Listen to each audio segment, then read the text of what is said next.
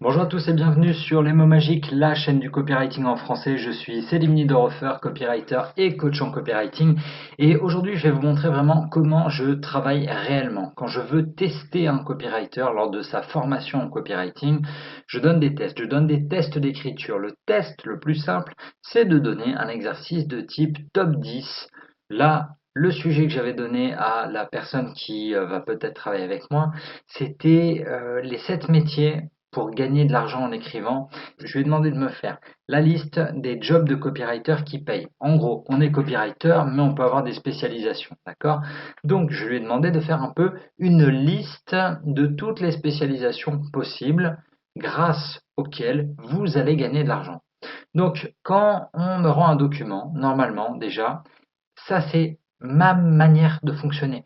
Quand j'envoie un article à un client potentiel, il y a une date, il y a un titre et j'écris directement titre. Ok, je commence par titre. Donc là, je vais vous mettre un peu en jaune toutes les modifs.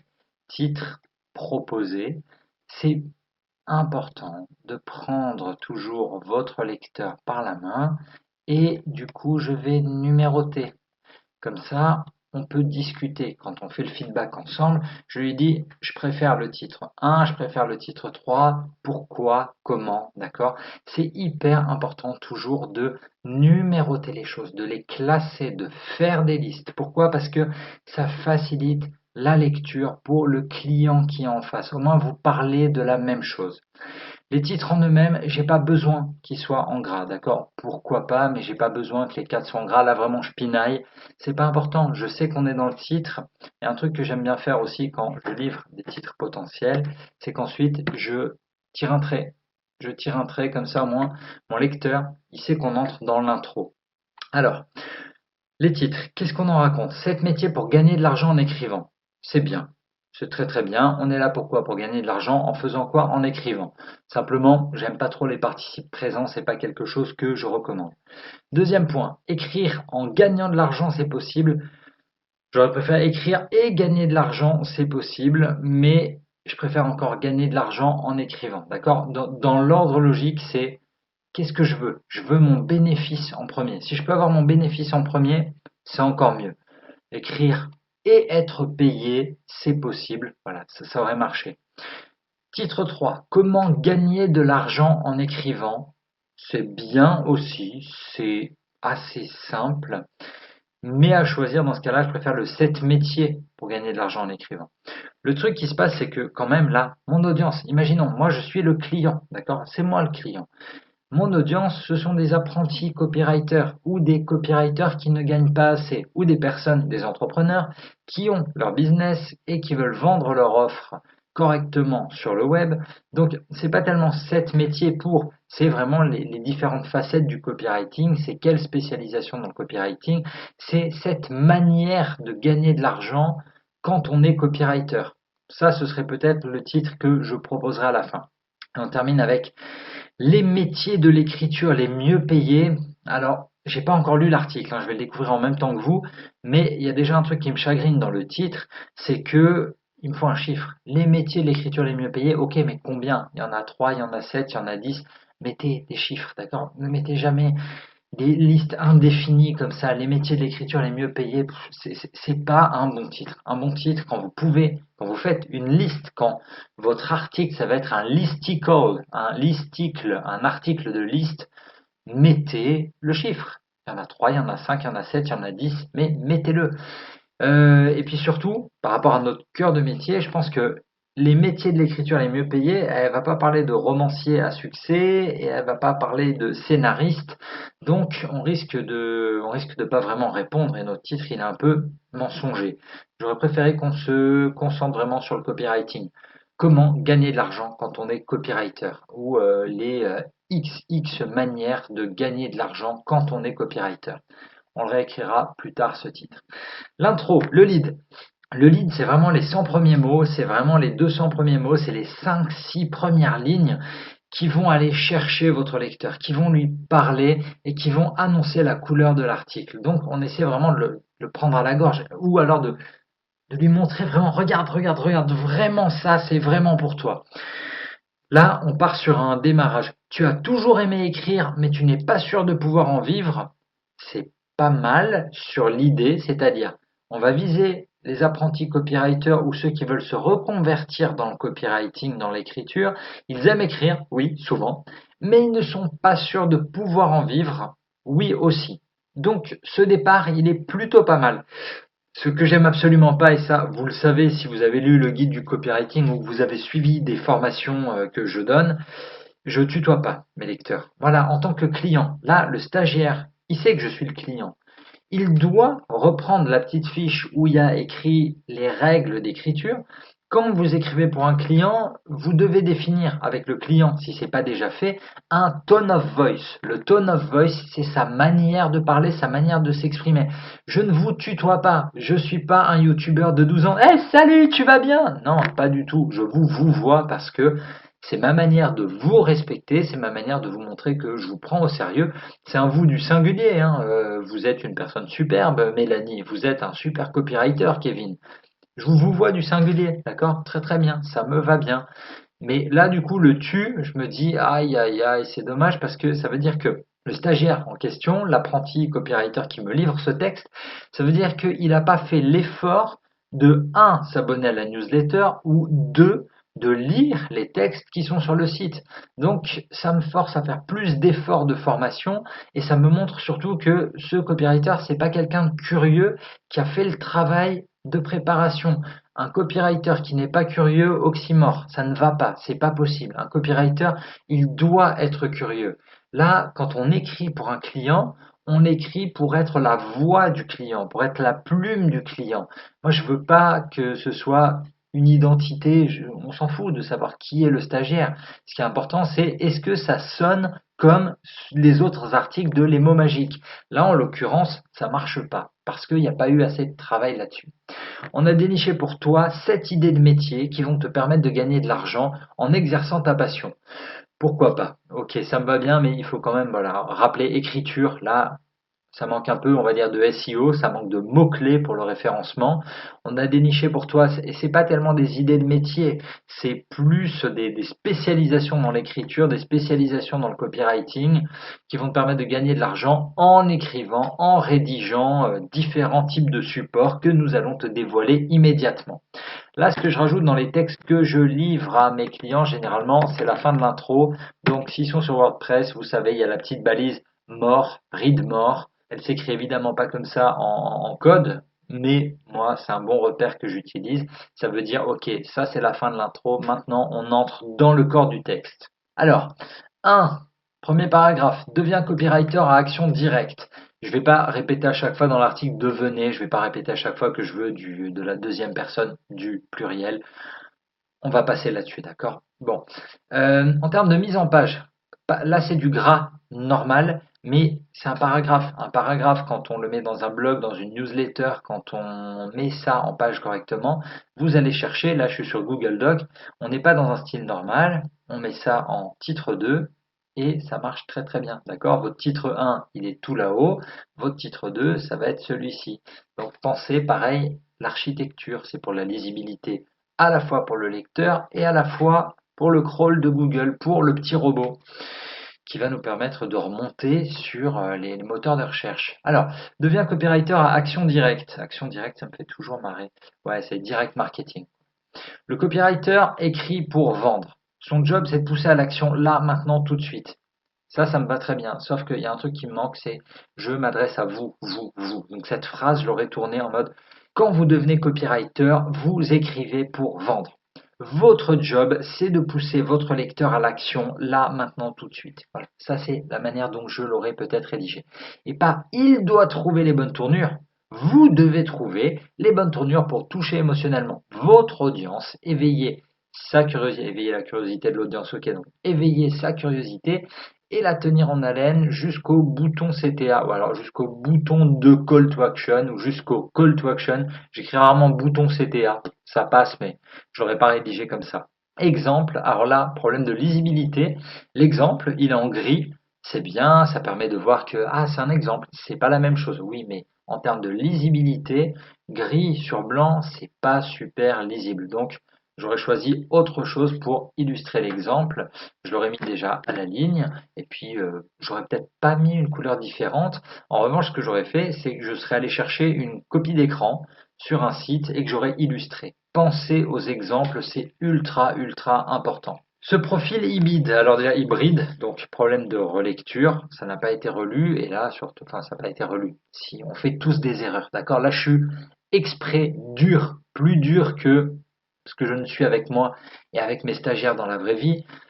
L'objectif, c'est vraiment, on livre un client. Le client, il a besoin d'être crédible quand on lui livre des textes, quand on lui livre des mails, de mails de prospection, des mails de lancement, des séquences de lancement, des mails d'onboarding. C'est hyper important qu'il n'y ait pas de faute. Donc, relisez-vous le plus possible. Là, en plus, voilà, c'est souligné en rouge. C'est même pas moi qui repère le truc. Votre logiciel, là, c'est Google Doc qui le repère. Donc, c'est juste un petit effort de relecture. Ce profil hybride n'est donc pas seulement habile avec les mots, il est aussi expert des techniques de vente, maîtrise à la perfection l'art du storytelling ainsi que les mécanismes psychologiques de la persuasion. Ça me va bien, simplement je ne vais peut-être pas commencer par un début de phrase avec ce profil hybride.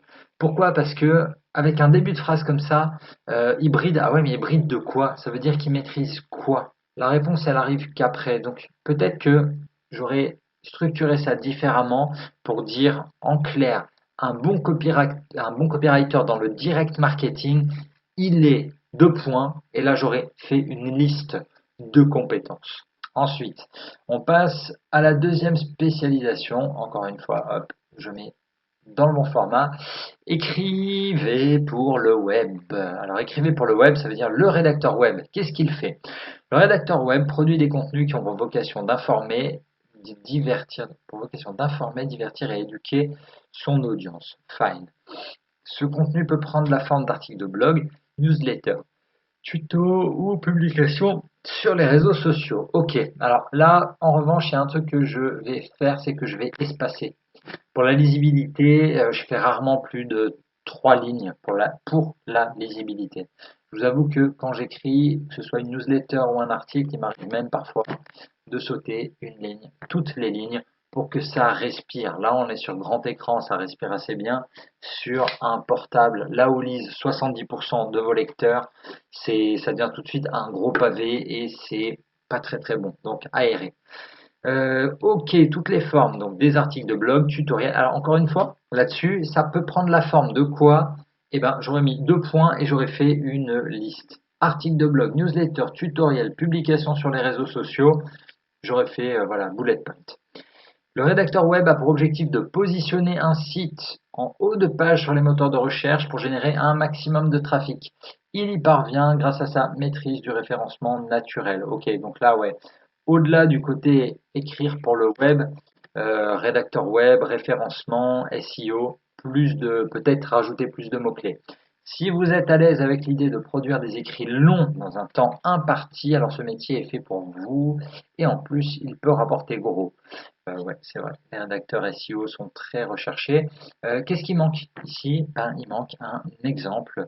Il manque un exemple de peut-être où trouver un poste de rédacteur web, quelle société emploie des rédacteurs web.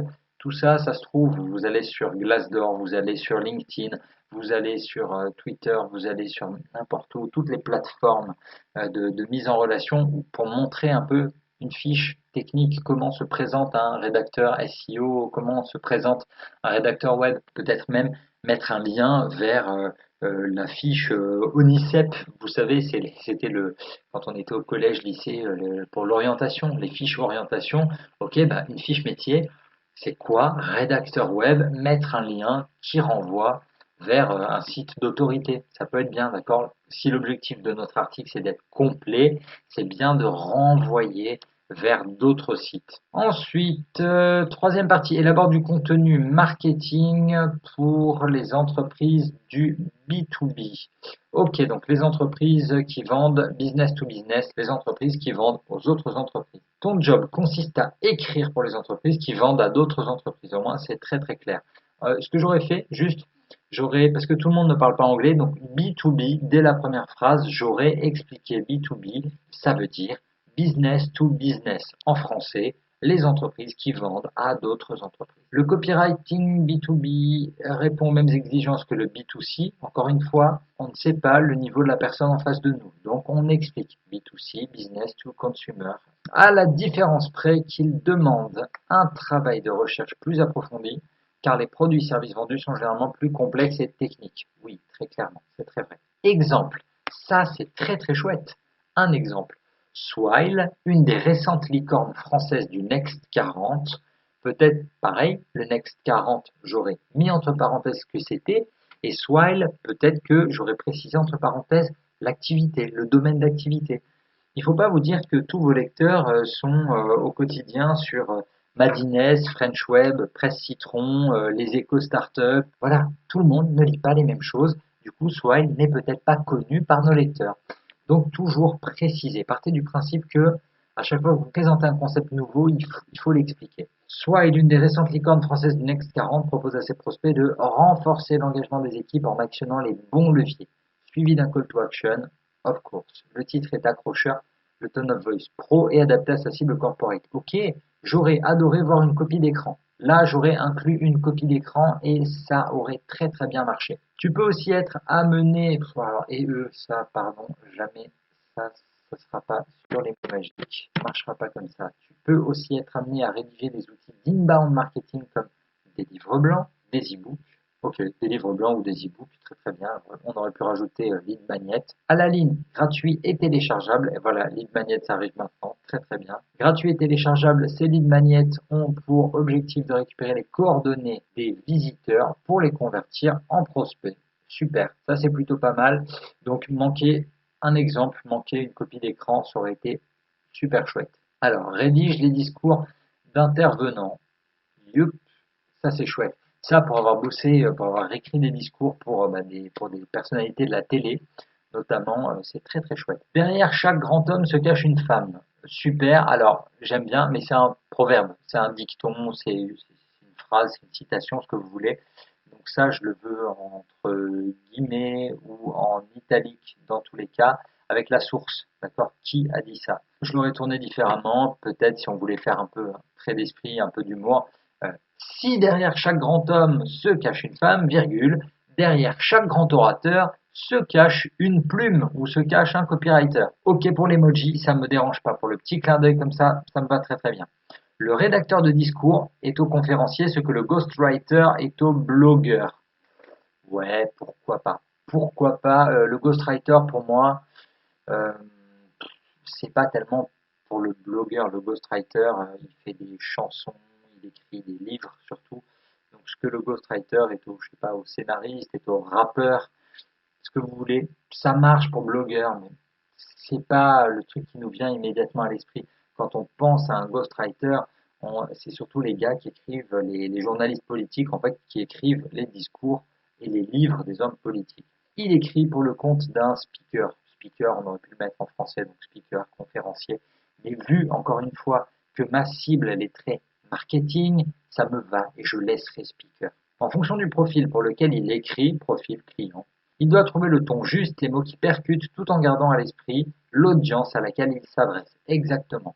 Comptez entre 2500 et 10 000 euros pour ce type de mission. Alors, là, ce qui se passe, c'est que cette phrase-là, très clairement, à mon sens, elle a été chopée ailleurs. Ok, elle a été trouvée ailleurs sur un blog qui donnait la réponse combien est payé un rédacteur de discours. Là, le souci, c'est que cette phrase, elle est rédigée pour qui? Bah, pour celui qui a besoin d'un discours. D'accord? Comptez entre 2500 et 10 000 euros pour ce type de mission. Or, moi, j'écris pas pour le gars qui veut un copywriter. J'écris pour le copywriter qui veut rédiger des discours.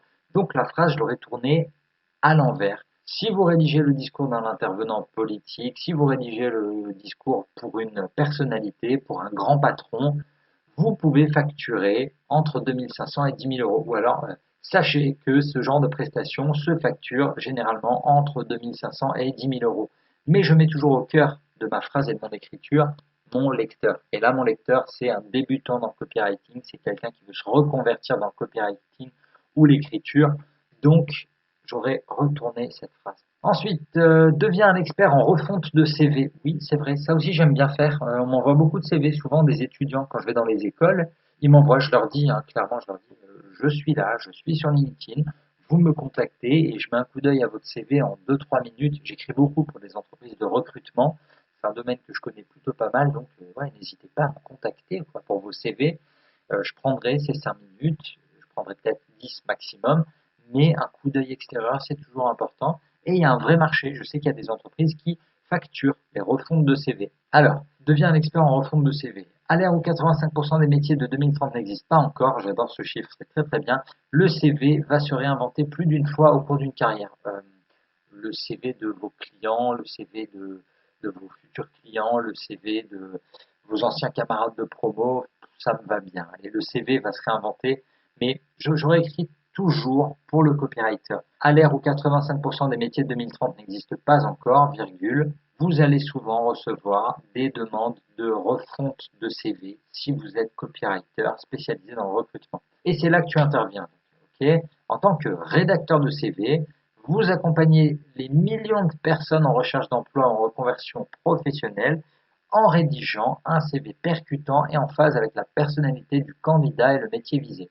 Ok, très bien. Phrase un peu longue, j'aurais peut-être essayé de faire plus court.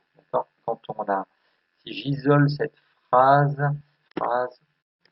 ouais, deux lignes et demie, c'est vraiment mon max. 3, c'est mon grand max autorisé. Je vous renvoie à la vidéo de Sébastien Bailly où on parle de l'empamnésique. Alors, mot un peu barbare, mais qui disait en gros, c'est la mémoire d'une personne normale comme vous et moi. Quand on lit un texte, au bout de 12 mots dans une phrase, on commence à plus trop se souvenir de ce que ça racontait au début. C'est pour ça qu'on essaie d'éviter les phrases à rallonge quand on écrit. Là, en tant que rédacteur de CV, tu accompagnes les millions de personnes en recherche d'emploi, en reconversion professionnelle, en rédigeant un CV percutant et en phase avec la personnalité du candidat et le métier visé. C'est un petit peu long, il faut peut-être essayer de retravailler ça. En fonction de ta mission, rédaction / correction ou reconversion de ton client vers un nouveau métier, tu jongles entre le story, je remets une virgule là, tu jongles entre le storytelling et personal branding avec la contrainte d'être concis et de tout faire tenir sur une page. Ok, ça me va, un peu long, mais l'info, elle est là. Une belle opportunité à saisir si tu es plus à l'aise avec les formats courts. Oui, c'est vrai, une belle opportunité à saisir si tu es plus à l'aise avec les formats courts. Parce que c'est vrai qu'un CV, on essaie de faire une page 2 maximum. On peut aider aussi sur les lettres de motivation. Les lettres de motivation, ça compte aussi. 6e spécialisation pour les copywriters, là où l'écriture paye, ça va être les relations presse. Exactement. À l'heure où les méthodes de publicité traditionnelles ne suffisent plus, comme quoi? C'est quoi les méthodes de publicité traditionnelles? Là, ce début de phrase, il est un peu trop flou, trop générique, il ne me convient pas. J'aurais besoin d'autre chose. J'aurais besoin d'être plus précis là-dessus. Ça fait trop, à l'heure où l'information va de plus en plus vite. Bon, les phrases bateau, d'accord? Évitez ce genre de phrases bateau qui pourraient être utilisées partout. Donc, alors, on les met dans un. Nombre croissant d'entreprises se tournent vers les RP pour bâtir leur crédibilité. Là, j'ai un problème. RP, si je suis un débutant, je ne sais pas ce que ça veut dire. Donc, précisez. Relations publiques, relations presse, comme vous voulez. Mais précisez-le pour bâtir leur crédibilité. OK. L'attaché de presse, qu'est-ce qu'il fait? Quel est son job? Rédige des communiqués de presse à destination des journalistes et pour le compte de son client. Oui, ça me va bien. Un communiqué de presse, c'est pas que pour les journalistes, c'est aussi pour les blogueurs, c'est aussi pour les influenceurs, ça va pour tout le monde. L'attaché de presse est l'intermédiaire entre l'entreprise / la personnalité publique et les médias visés. Oui. Aisance rédactionnelle, ouais, dans ma tête c'était relationnel, parce que c'est un gros métier de relationnel, bien évidemment. Aisance rédactionnelle, veille permanente et capacité à convaincre sont de rigueur pour réussir dans ce métier. Très très bien. Globalement, ce qui me manque un peu là-dedans, ça va être quand même, on manque de mots-clés, rédaction, écriture, écrire. C'est important pour le référencement quand même que certains mots-clés soient là. Mais sur l'idée, la value, elle est là. On comprend ce que c'est. J'aurais détaillé quand même un exemple de relation de presse. J'aurais mis peut-être des noms d'agences de presse, d'agences de relations publiques qui sont connues, au moins les 2, 3 plus connues à Paris. Et ça, c'est vrai que ça vient avec l'expérience. Moi, j'ai bossé avec ces agences pendant 10 ans. J'ai rédigé des communiqués de presse pour ces agences. Donc forcément, je les connais davantage que cette personne qui a écrit l'article et que je suis en train de former. Paragraphe 7, on arrive à la fin. 7, donc nombre magique, hein, très très bien, ça fonctionne très très bien. Aide les petites entreprises à commercialiser leurs produits et services. Ok, commercialiser, oui c'est bien, oui on comprend. Vendre, allez, vendre, c'est direct, c'est plus simple. Quand vous avez le choix entre un mot de 4 syllabes, commercialiser, 5, et vendre, 2 syllabes, go, le plus court possible, d'accord? Mais encore une fois, quand je vous dis le plus court possible, c'est parce que c'est un vieux réflexe de la publicité, on n'a pas beaucoup d'espace. Quand on rédige une pub sur Instagram ou une pub sur Facebook, sur notre visuel, on n'a pas énormément d'espace. Donc les titres, les gros titres, les slogans, plus courts possible. C'est pour ça que sur un titre de livre, je n'écrirai jamais commercialiser. Non, ce serait vendre. Plus court. Faites court quand vous pouvez. La majorité des petits business, artisans, commerçants, gérants, 10 boutiques, Etsy, super. Alors là, voilà, là pour le coup, on est dans de l'exemple. Ça, c'est très bien. On peut voir aucune connaissance, aucune, c'est souligné, lorsqu'il s'agit de produire du contenu pour booster leur vente. Je me demande s'il n'y a pas un double espace ici. Du contenu pour booster. Voilà, il y avait un espace en trop. Ça, encore une fois, c'est l'expérience, hein. À l'œil nu, à force, on voit qu'il y a des espaces en trop. En véritable couteau suisse, tu interviens donc sur la rédaction de leurs contenus digitaux, sites web, réseaux sociaux et print, plaquettes. Ouais, bien sûr, ça c'est très très bien. Donc, qu'est-ce qu'on peut donner comme conseil? Là, ça manque d'un conseil. Comment devenir cette personne? Comment peut-être démarcher ces entreprises? Et c'est là que ça va manquer vraiment de concret globalement dans cet article. Comment trouver les clients? C'est votre préoccupation principale, c'est le truc le plus important. Donc là, je retourne tout en bas de l'article et il manque un truc qui vous saute aux yeux aussi. Il manque un call to action. C'est hyper, hyper important.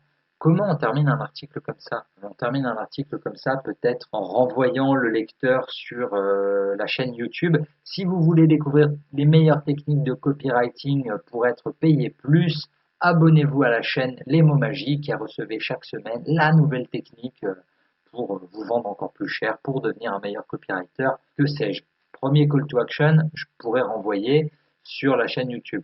Deuxième call to action, si un jour j'ai envie de renvoyer mes lecteurs sur mon compte Instagram, il faut écrire une phrase, il faut mettre un visuel. Si j'ai envie de renvoyer les gens vers la vente directe, peut-être que je les enverrai vers la formation Devenir copywriter 5 étoiles. Si je préfère les renvoyer sur le livre, le guide du copywriting, peut-être que j'écrirai une phrase ou que je mettrai même une petite bannière, que je ferai un visuel avec la couverture du livre. Découvrez toutes les techniques en copywriting dans le guide du copywriting. J'essaierai d'éviter quand même la redondance, la répétition, copywriting. Mais il manque un truc, d'accord? Là, on vient de donner quand même de la value, il y a de la vraie valeur pour le débutant, pour le copywriter débutant qui se dit, ok, mais est-ce que le copywriting, c'est que des pages de vente? Est-ce que le copywriting, c'est que des mails? Non, il n'y a pas que ça, il y a beaucoup d'autres missions. Là, on vient d'en donner 7 et c'est très très chouette.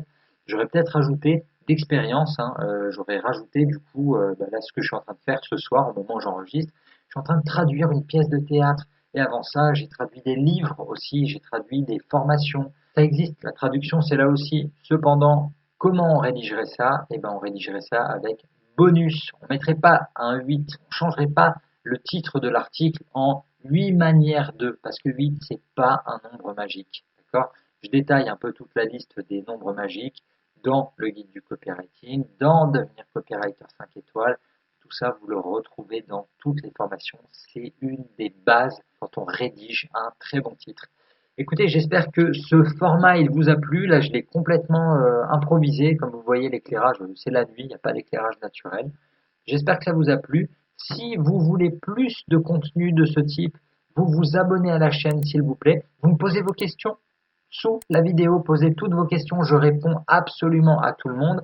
Pour progresser très rapidement, vous téléchargez le e-book gratuit Copywriting Cash. Et je vous dis à très bientôt pour de nouvelles techniques en copywriting et en rédaction. On se retrouve dès la semaine prochaine pour plus de tips. D'ici là, n'oubliez pas, votre histoire, c'est à vous de l'écrire.